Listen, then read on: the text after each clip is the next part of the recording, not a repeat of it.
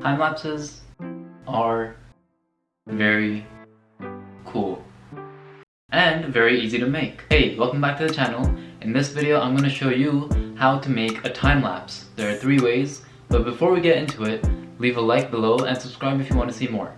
Alright, let's get into it. So like I was saying earlier, there are 3 ways. You can use the built-in time-lapse feature on your smartphone. Pretty much every smartphone has that now, so you can use that feature.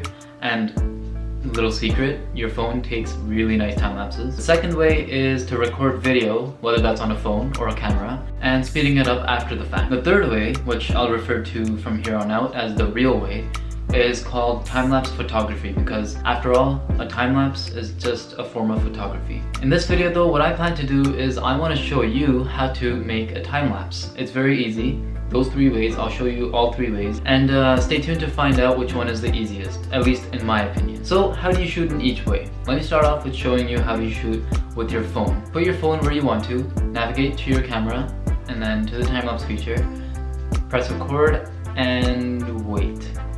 It'll process in the background and you can enjoy the beautiful, beautiful result.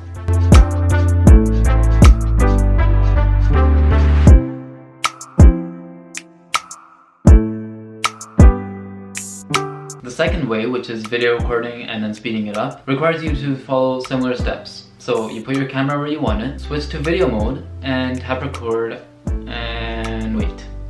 And then speed it up in post. You can use iMovie or Final Cut Pro or anything. You can just speed it up in post.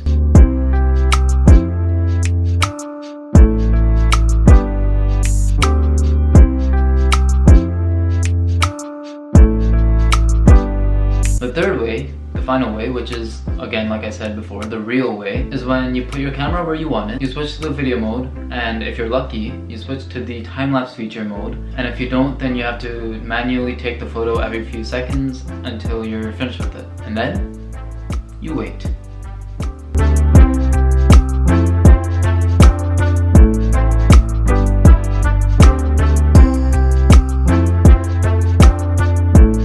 Key thing to make sure of is that you have 3 things for sure.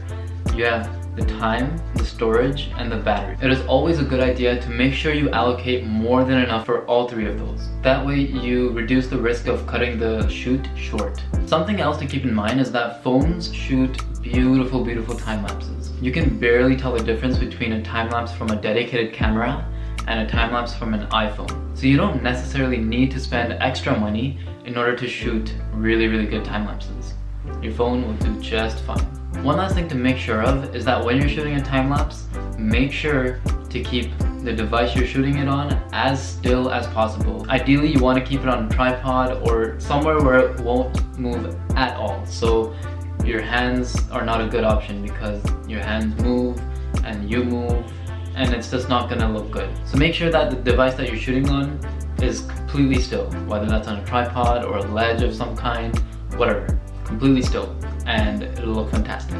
So now let me tell you which way is the best for shooting time lapses. In my opinion, I like versatility, so recording video and then speeding it up is, I think, the best way. And the reason that I think it's versatile is because you can speed it up in post, you can slow it down in post, and it gets no simpler than just pressing a button and pressing it again. It's just all around, I think, the best way to shoot a time-lapse. So if you found this video helpful, please leave a like and share it with those who you think might find this video helpful as well. I hope you learned something from this video. Subscribe to learn more, and I will see you in the next one.